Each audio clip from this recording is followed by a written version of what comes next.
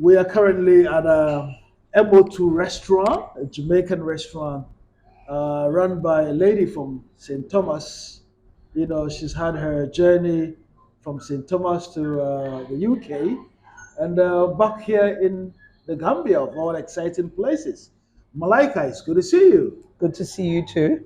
What brings you to the Gambia? I'm sure it wasn't to set up a restaurant, was it? Uh, I used to visit back in, oh, thank you. Thank you very much.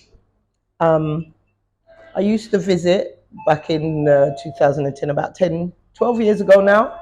Fell in love with Gambia, as everyone does.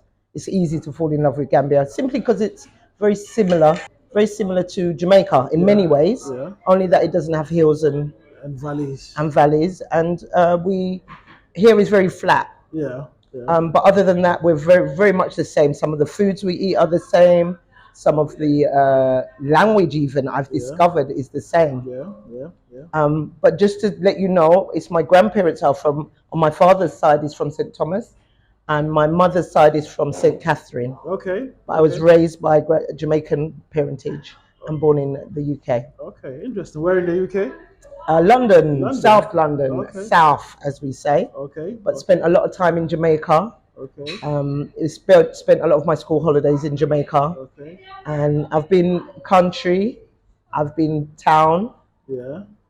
so I've got an experience of both, and both of those experiences have allowed me to embrace Gambia. It's Okay, been easy for me to embrace okay, Gambia okay. because, you know, living on the mountains with my grandparents, she has a river at the bottom of her road, you carry water, that kind of thing. Mm. Washing clothes in the river. I've been fortunate to be able to experience all of those things and adapt very easily here in the Interesting. Gambia. So you started coming 12 years ago, and all of a sudden you decided to relocate and set up a restaurant. Well, what had happened was I'd been in England trying to find my riches as everybody else does. Being Yeah, born there, I never got accustomed to the cold. I never liked the cold. It's quite stressful. You can make money in Britain, but you don't get to keep it. yeah. And the sooner you realize that, then you realize there's so many other countries to visit and explore. And I did just that, explored other countries. I actually discovered one of my family members had been here 2 generations ago, had a taxi, was running a taxi back in the 60s. And I didn't know that, Here yeah, in the here in the Gambia. Gambia, Interesting. many years ago in the 60s that I wasn't aware of. He's passed now. He's Okay. a grand uncle. Mm. So we've always had that interaction. And then for years, my that grand uncle, his son, was always telling me to come and visit because he used to come every January. But of Okay. course, I was always in Jamaica, Yeah. Christmas.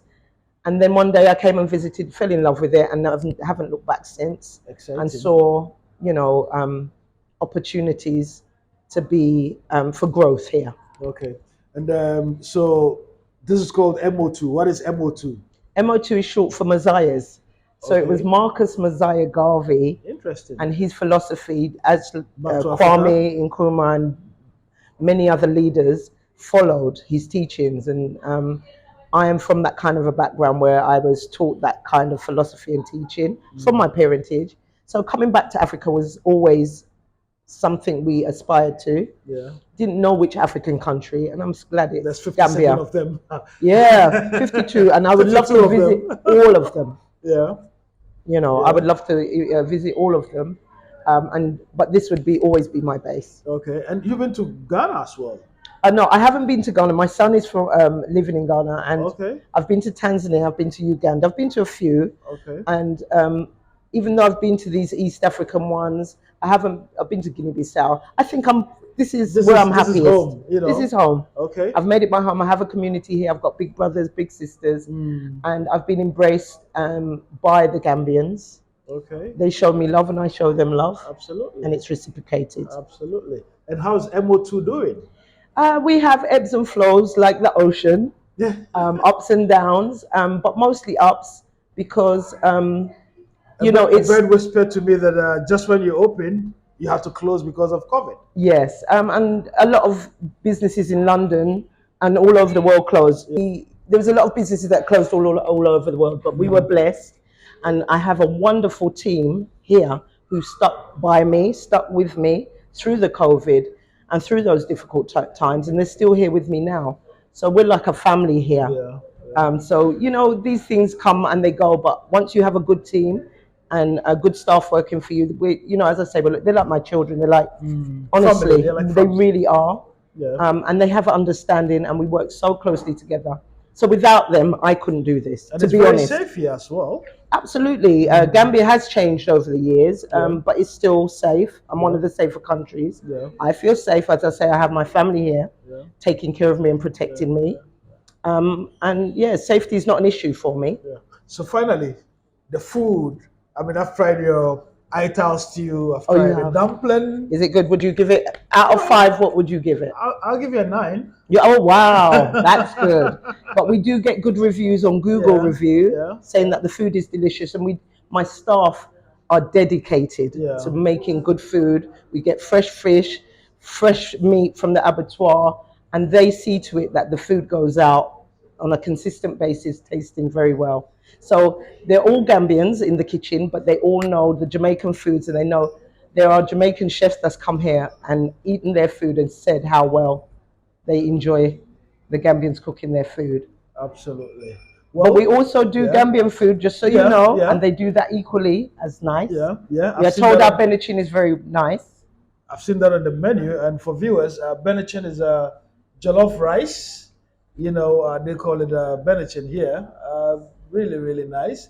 There's always a bit of confusion and competition between Ghana, Nigeria, Gambia, and the rest of West Africa as to who cooks jollof, as we call it in Ghana and Nigeria, or Benachin as they call it here.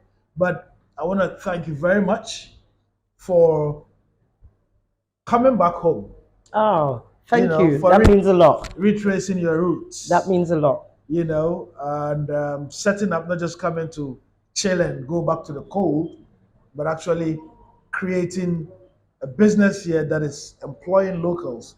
I think if more and more of our brothers and sisters in the diaspora get this kind of vibe, and get to feel that Africa is the place to be, we would have you come in with your expertise from the West and the culture here blended together.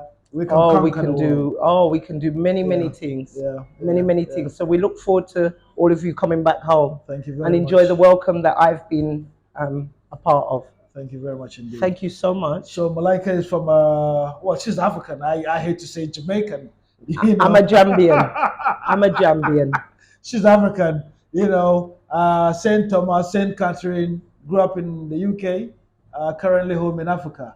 It is a place to be, and certainly we want brothers and sisters, to look to the east, which holds a lot of opportunity, for all of us.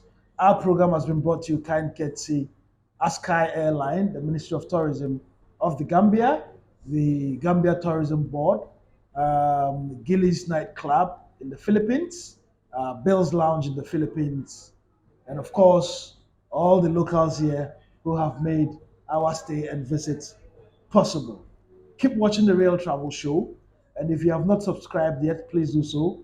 On YouTube, it is The Real Travel Show. And on Facebook, The Real Travel Show. Until the next time, tatai. Bye.